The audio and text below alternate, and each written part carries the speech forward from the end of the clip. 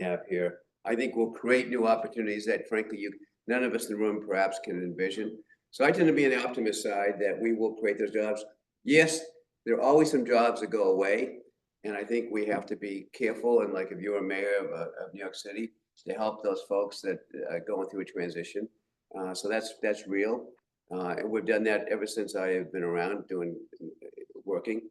But I do think I think employment overall will go up. And I've seen this after every industry, every change in industry. I would say the last thing is I came out to Silicon Valley back in the 70s. I grew up in the greater Boston area, and I felt this was the area of technology, even though everyone talked about 128 in Boston.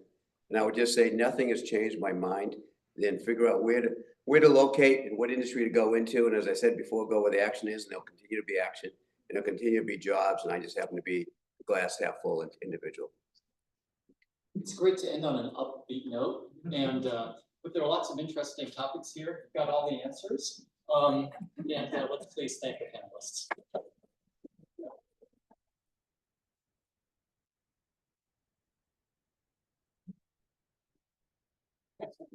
Prompt is you're 3 minutes early, actually. Did you know that? We have 3 more minutes. You give it back. Okay. Thank you. Let's stay on. Yeah. Yeah, you're out. But here's the most important thing: is don't leave. Remain part of this orchestra, because we're going to keep talking. And you can chime in when you see something that you have a point of view on. We're going to talk about where to invest around the world, and by asset class. It's going to pan out a little bit. Not here. Not here. Okay. So we have a perspective from Riyadh, a perspective from New York, from Utah. Where's Taylor? And I'm forgetting my fourth panelist. I'll look at my phone. You know who you are, Jack. Oh my God. Get up here, Jack. So every Tuesday, tomorrow, I just realized it's 11 a.m., but it's early for you guys. It's 8 a.m. We'll be at the airport doing this the 271st Tuesday in a row.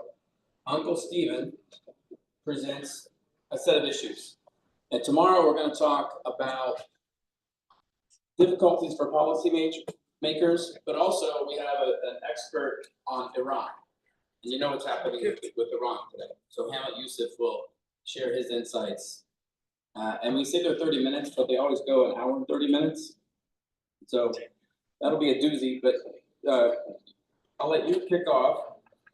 I just have some new best friends from Riyadh. So I think their perspectives, Ariz Al-Turki couldn't be here, but her partner is, and I think he's already a great 360 runner.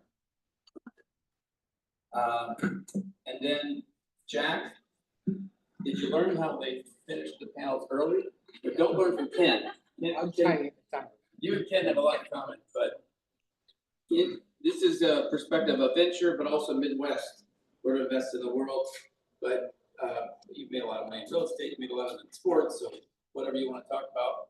And then he's got a new product that I just learned about today. It's called Son of a Bench. And you guys have to know each other because he's a co-owner of the Cincinnati Reds, and I love Johnny Bench. Yes. And so I love this. But what he does is tell you. Johnny is the greatest catcher that ever lived, that ever took to the field. I'm sure there's 100% agreement here, so there's no need to debate it. Right. Except for you. But what he does, and he'll do it in Seattle, and he'll do it wherever you went to school. He analyzes your tech transfer programs, and he'll talk about it if you are. But at some point, we got to know him thanks to Erica. So the reason we always entrust you, it was 2019 in London. He came to one of the law firms, and he had already read 5 newspapers, and he told us what was happening in the world. So here he is. He's got notes. He's ready. So kick us off. I had to get ready because I didn't prepare with the panel. So where to invest and what's on our mind for that? Let me just go quickly. I think there's 3 things that set up where to invest. One is the US is exporting chaos around the world, and that's having some pretty significant implications, particularly with the tariffs and what that is doing to other countries. I think it's taking a toll on several nations that are getting hit quite hard from that. At the same time, China is exporting deflation around the world. And just to give you a sense, in 23, China's manufacturing labor force is 162 million people. The combined number for the NATO nations of people in manufacturing was 60 million. So 2.5 times more manufacturing capacity. They now are continuing to export that around the world, and that is creating big deflationary problems, particularly for Japan and Germany, which are really struggling with this. I think Germany's doing some things that are going to help them, but I wonder about Europe. Is it too little too late? And is it too fragmented still? So where are we investing and how do we think about investing right now? We think about investing in the areas of required spending, which are national security, the reindustrialization of the global economy, digitalization, electrification as the big themes. And those are things you can play in the public or private markets. I think you need to balance off how you're doing it for the right allocations these days, because the liquidity concerns that we found out when rates started normalizing. And I think one of the things the world is adjusting to right now is rates are at a normal level. I think the world is in an abnormal state, and it seems like people are rushing to get them back down to zero. And I don't think that's going to happen as fast as we would like for portfolios. I think the regions to invest right now for me would be the US, India, the Gulf, and I think the best emerging market may still be the Midwest of the United States, where the reindustrialization that's going on is driving manufacturing back there. That's where a lot of the plants are being created, and I think that's where a lot of opportunities will come. And Jack will talk more about that network for the venture community next. Thanks. I'm Taylor Bench with Summit Venture Studio, and as Mark mentioned, I have my hobby is woodworking, and so I call it Mr. Son of a Bench because that's what I was called most of my life. And I left some wooden cards on your tables. They've got a QR code on them, so I laser etched those in. And per our last panel, if you click on that QR code, we have put together data about the top 100 universities and the research that they get and what commercialization they do. So Steve I'm so grateful that there are people like Steve in the world that can think as quickly as him. I do not think that fast or talk that fast. It's impressive. But if you take a look at what your universities are doing as a place to invest, that's what we're doing. So the federal government for the last 40 years or so has given universities between $100 and $200 billion a year, per year, to do research and development. And on average, the top 100 universities return between 1 to 3 cents on the dollar. So that's terrible, like the worst. And what we're doing at Summit, my partner and I spent collectively about 20 years inside of a university trying to commercialize the IP, and found that it's an amazing investment, but it's just stuck inside universities. So as an alternative asset or as a different asset class, we've put our effort around commercializing the university IP. So that's where our focus is 100%. And we're working with about 200 plus universities right now that are sending us new opportunities. So I echo you, these are all universities in the United States. I echo that the US is a great place to be putting your investment right now. Hello everyone, my name is Abdullah Al-Hindi from Riyadh. I'm sorry you've been catfished by the picture of Arij, so that's what you're getting today. So, we invest I'm gonna speak about Saudi Arabia and the investment in region and GCC. Basically, for a long time, it was a closed country. Even for investment, we as family offices, we invest in traditional business. And if we wanted to invest globally, we just go to the US to funds directly asset management. Right now, we see the shift in the region where the country is more open to collaborate on investment and look for opportunities. The unique thing in the region, there is a vision and a very ambitious vision. We don't say that we'll achieve that vision. We might surpass it. We might not get there, but there is a vision that's united and unite everyone, even private sector and government sector, to work together toward that vision. I would say also we have unique resources, and those unique resources what makes investment in that region very profitable. We see also the shift in R&D to what you were saying. The country used to spend a lot of money on R&D without result and without being on the map in innovation. And right now, because there is a vision and there is a vision to innovate also, so you can imagine all the access. There is a program called Open Access, which give you an access to every equipment, every research facility that's in the country to be used by companies or innovators from around the world to be in Saudi Arabia and to use. So that's why having a vision always with having a vision, combine it with the resources that's available there.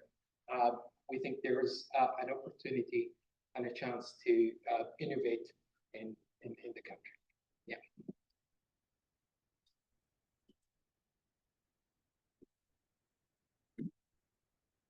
Let me just ask you, if you have $1 billion or $100 million, how much of that do you allocate in country versus abroad? How do you see a geographic allocation? I think from what we've done in the recent 2 years, we've done it in 50-50. However, we've done it jointly in things that also beneficial in the kingdom. For example, when it comes to the construction sector, the largest country with construction project right now around the world, one of the largest countries is Saudi Arabia. So the way we've done that, and there's a lot of know-how not available there in the country. The way we've done this is to invest with international companies or set up a JVs to work and transfer or exchange some of those know-how. And we do not leave that investment just only in the kingdom, some of it on top in the countries. So it's more risk adjusted, but also it opened the market. And we always work with opportunities where we can create offtake. I can give you just an example for one of the companies that we did a joint venture with. So carbon fiber is a known material for a long time. It's been used in advanced manufacturing. There are startups want to do it with enhancing it with graphene and other materials, but it takes a long time for the industry to adapt it in high-tech industries.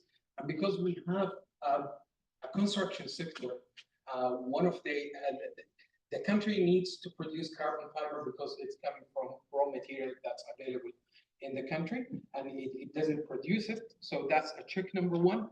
Check number two, there are a lot of construction projects that can actually take the risk and try those new materials and secure large offtake for those.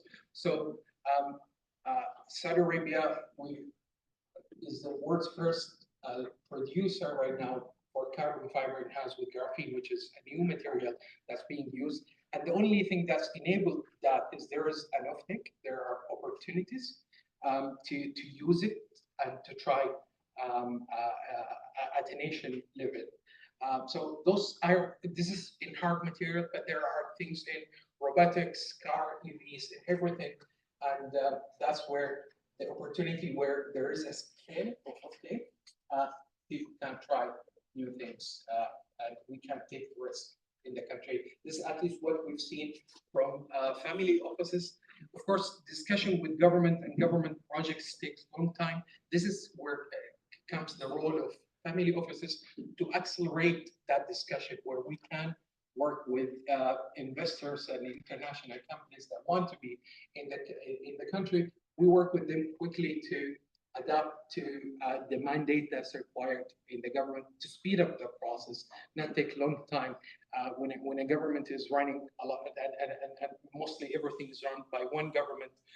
So when it's running multiple projects, they depend on us, family offices, to accelerate as long as it meets the vision and there is a way to implement the vision fast.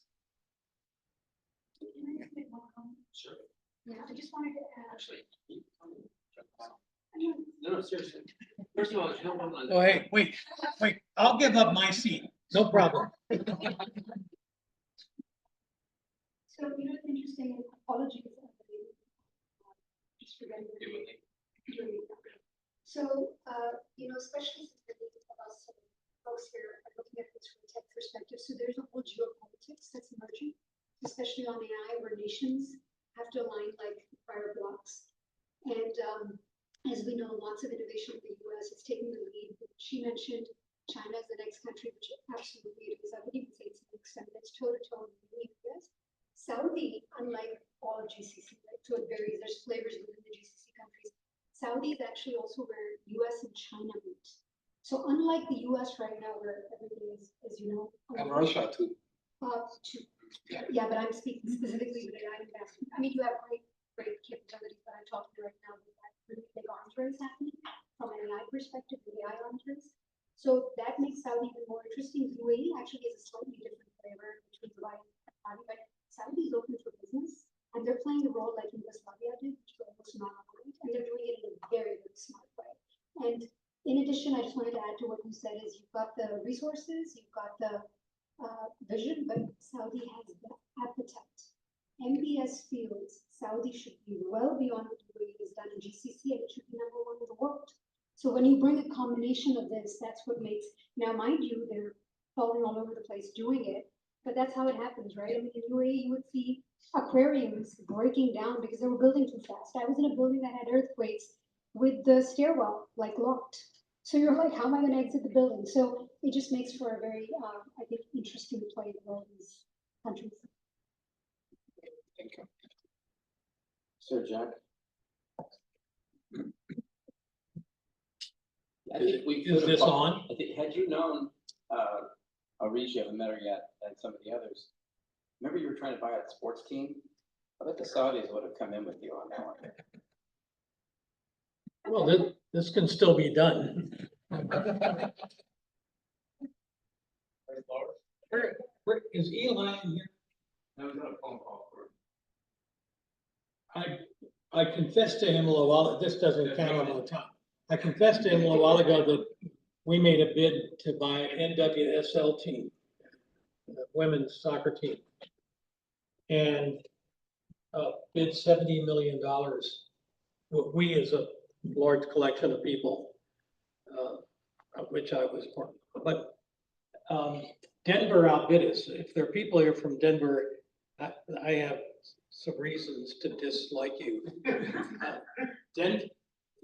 We had a compelling argument in Cincinnati, Ohio, to add a women's team to an already flourishing men's team, FC Cincinnati. And Denver came along and compelling argument, facts and figures.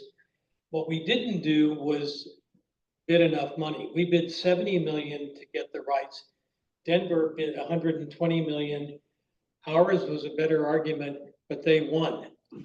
And it must illustrate some truism that Stephen, you could tell us about, which is about money.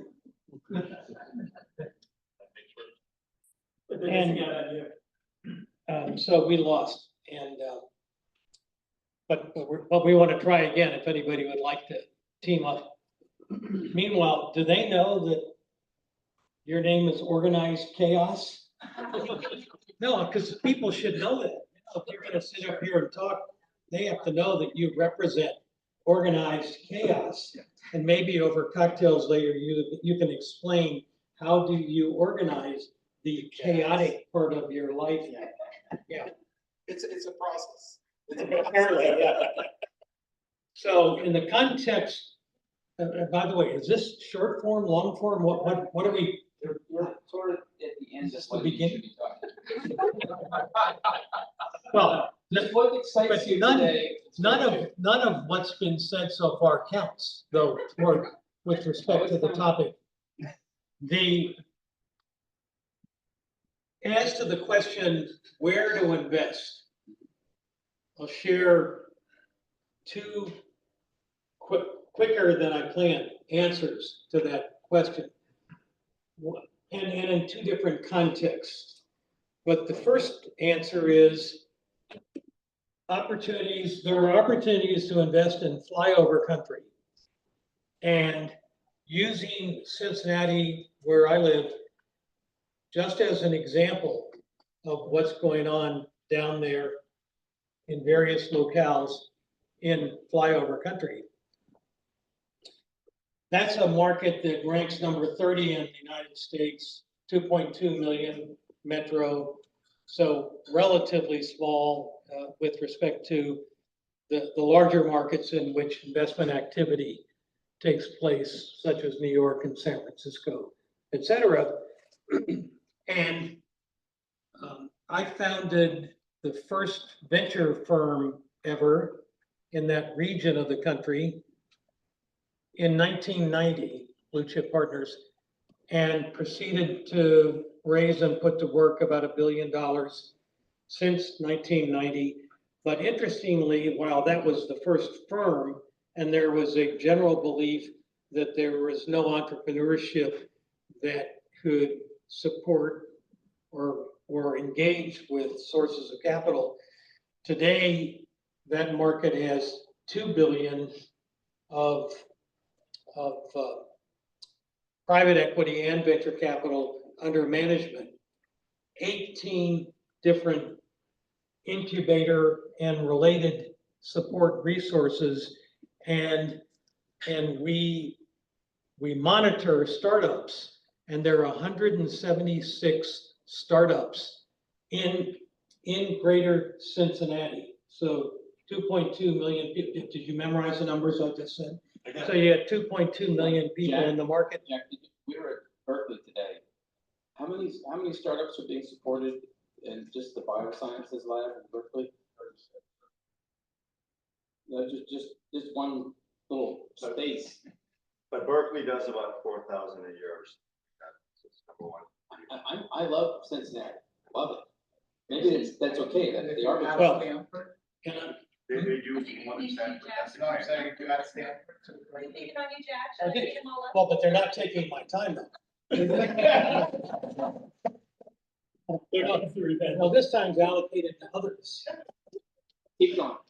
And of course, it shouldn't be a race, and nor would I want to imply that we're in some way larger, given that you just asserted that you're part of a larger enterprise. I'm out of Chicago, I'm with you. You know, you're right. We're brothers in a sense. Yeah.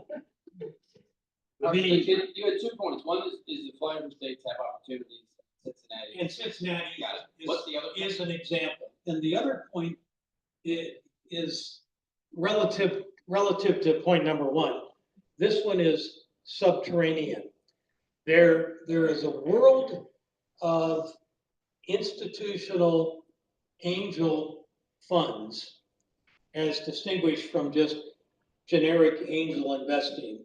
There is an organization, ACA, Angel Capital Association, that has 273 members, and the members are organized angel groups that operate under a highly, or at least disciplined, as some highly, some less so maybe, but under a disciplined protocol, making investments resembling what VCs and private equity firms do, but it's all in the angel zone. And these angel groups or firms interact with each other, share deals, as is the experience in other asset classes.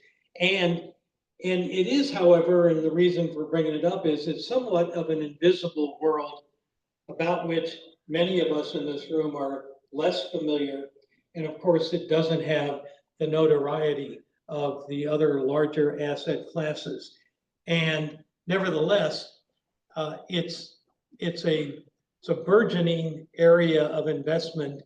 We have an example in Cincinnati that 361 affiliated with Queen City Angels, the group there, which happens to rank number 3 in the country among the 273 based on results.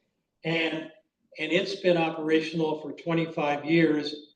We in 361, Stephen, Mark, others, created our own fund, connected it to that angel group, and thus it feeds us deal flow from which 361 benefits. But and that gives us an intimate connection that helps convey that there's some basis to the assertion that there's interest in the angel subterranean world. And that was pretty much my last sentence. So Taylor, Mr. Bench, Johnny's distant cousin, I'd be curious what I think. I'm from Ohio, so that's why the other reason Ohio. We're doing things there, but I'd be curious to get your take on all the universities of the Ohio university systems, and the hospital systems. Because we have 250 angels with all that know-how. That's sort of how they do deal together. And by the way, we want to do this globally. We want to find ways to have like small tickets in all these angel groups, and then take information flow, deal flow. We want to be as smart as Ken Goldman somehow. So since you just moved this back to Johnny Bench, I'd like to. But I really, that was a segue to Taylor. I'd like to attack his numbers. No, everybody heard him say that 1% gets translated into something useful out in the world, and some of us don't believe that. How do you know? How can you support that such a small percentage translates into useful applications within the civilization? So I worked inside of the University of Utah Tech Transfer Office for about a decade. Well, what do they know? Right, yes. They were the #1 university for spinouts while I was there, but they hit above. Oh, number 1 in the state?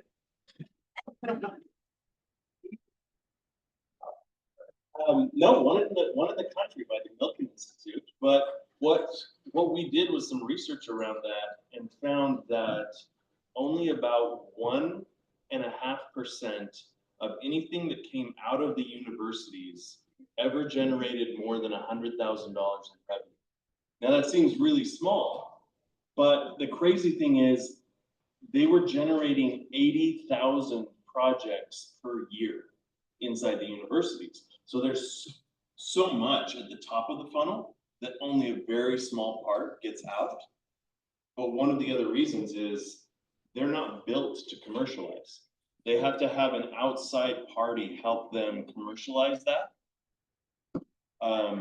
You measure human capital with a student and a very strong PhD student. I'm sorry, I have to ask that question. It's not just the start. Universities are not made to generate startups, they're made to generate human capital. How do you measure the quality and value of the student? That's a great point. I think for us, in the commercialization part, we didn't. So Yeah. most of the students come out, research action start companies on the research that they've done. And I mean, Stanford is a prime example. Berkeley, I actually know a bunch of students that did PhDs and then they can all start companies. And some of the stuff that they do research on. Yes, for sure. And what I'm talking about is the translation from the government funding to going back into the universities or the market. Correct, but the issue was like in Europe as well as in the US, is mostly licensing out of the universities, prohibited with expensive. So they have to give out equity in those companies, and they're like, why would we do that? Start from scratch. Yeah. So the commercialization for universities all started when the Bayh-Dole Act in the 80s happened. And the government said, if we're going to give you $100 billion a year, the university's job is to commercialize the IP. You own it, university, but your job is to commercialize it. And so the universities have a charge from the government, their biggest friends and family investor, to say, whatever is generated, you own, and your job is to commercialize it. But they're not built for it. What she was saying in the back is exactly right. They're built to educate, and they're built to help students and build that capital. And so they don't do a great job of commercializing or monetizing the IP that is stuck inside the university. But my argument is that you're saying a lot of the government money goes to universities, it's all lost in reality. These people have come out, create companies that actually create a lot of value and create tax dollars. So Yeah, no question, there's a lot of value coming out with the students, but there's so much value trapped inside the university. So on average, like we were sitting on probably 2,000 patents at any given time that weren't licensed to the market. They were just sitting there and no one could use them. That was one university. So yes, the students that leave and they go start their companies and do their thing, huge value. But there's also billions of dollars of value just sitting on the desktops of the university professors that can't get out because it's either patented or the university owns it. And so Let me ask you a related question. When I was in Dubai and reflecting on our Riyadh, I asked 5 times, where is the innovation, core innovation in Abu Dhabi, Dubai, Riyadh, in all the GCC countries? But you weren't there. You were talking about how you sort of joint venture for it, but how would you answer that question, and how do you see the world in 10 years with with Vision 2040 around the corner? Sorry, could you repeat? Where do you see innovation in the GCC today? True innovation, but where do you see it 10 years from now? Right. So I think when it comes to innovation, AI, combining AI with what we are doing in research and in development, that's gonna change the trajectory in a lot of places, not just in one region. And this is where, to what Taylor was saying, universities, they have a lot of patent IPs that hasn't been used. But right now we deploy tools to connect. You do not start a project. So there is a process to verify the need for that project or that research. And right now, using AI to verify a lot of those opportunities before starting the research. So I think, and the region has, because the systems for innovation is being developed, it's not rigid, it's not, it hasn't been there for a long time, so changes, it takes a long time. No, we can't change it in one day. So even the process right now, when we start a project to innovate, we use also AI to know which areas to focus on based on the resources and the markets that we have access to. So I think because the region GCC is taking a lot of those into consideration right now, and this is not just Saudi Arabia, Qatar, and the UAE, and this is gonna put this region, which is investing a lot in education and R&D, but previously we haven't seen that result coming in innovation. We put it in the map. It will be more efficient using AI in R&D. But the other thing, specifically in Saudi Arabia, I haven't seen this a lot in other countries in GCC. A private R&D investment is agree with him. And one of the reasons, because there is no success stories in those regions. And one of those reasons, there's no success stories when it comes to innovation. There is no way to monitor and report what is happening. So this is another use of AI when it comes to verification of the methods that being taken by researchers and developers during their journey, where even investors or grantors, they have access to real life. So when they have access to live monitoring to the progress of research, that's giving more confidence for people to invest more in the research in the country. So to answer your question, I think we are adapting in that region a lot of AI that combined with innovation. There is a debate whether can AI innovate more than the human, and I think innovation it requires a will always. So a human will to do the innovation and take it always be in top of AI. One of the main questions that I had a discussion with government entities and recently with the topic of AI and the innovation of AI. What is after AI? AI is saving a lot of time, but we already using technologies and using our mobile phones. By the way, in Saudi Arabia, the access to internet around 99%, one of the highest countries around the world. So everyone is connected. A lot of consumption, technology made our life easier. And by that easier life, we still have a free time. At that time, where we're spending this time, how is it being consumed? And we started to look into a lot of it. A lot of this time is going to waste right now. And imagine with AI coming and less job would require our time from us, how this will look like. And I've been engaged with people who are trying to plan to what will come after AI, how we use that time. When we have a job, or a lot of people who have a job, they still have a purpose that's going with this. Right now, with getting free everything in the future, and free what comes with it, free time, how we're going to use that time. All right, so the short answer right now, a lot of people turning to video games, social media, and so on, and we see this trend in Saudi Arabia by the consumption. Is one of the highest country, and even Elon Musk mentioned this, active with Twitter, and I think that's because the free time that's available there, how we are going to invest that free time, or should it be invested? That's the real question we are trying to ask. The global thoughts? Yes. I made a horrible mistake. Okay.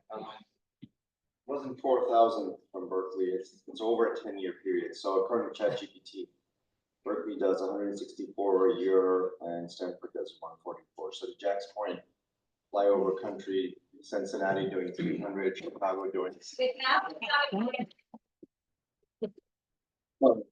This proves that my assertion holds up and can now be considered a truism forever.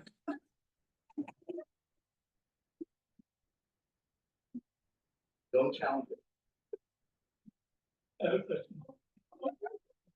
As it relates to about 5 to 10 years out, what sectors are going to be driving the economy besides energy?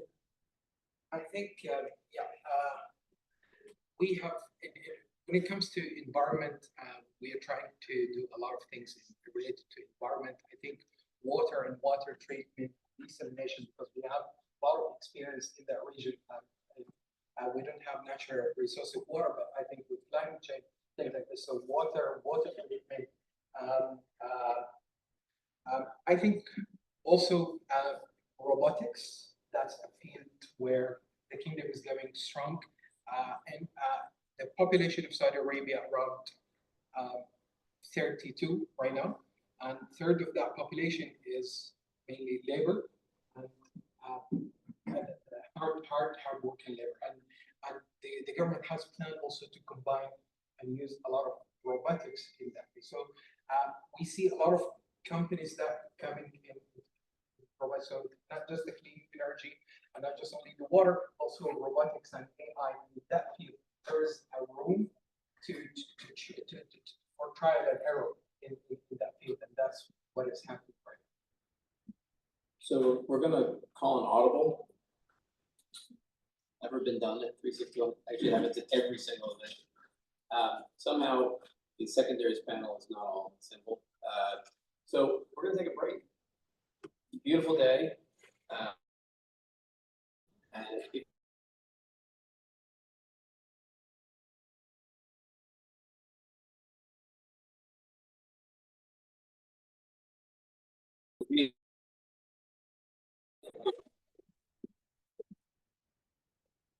Somebody wanted to know where Cincinnati was. What do you mean?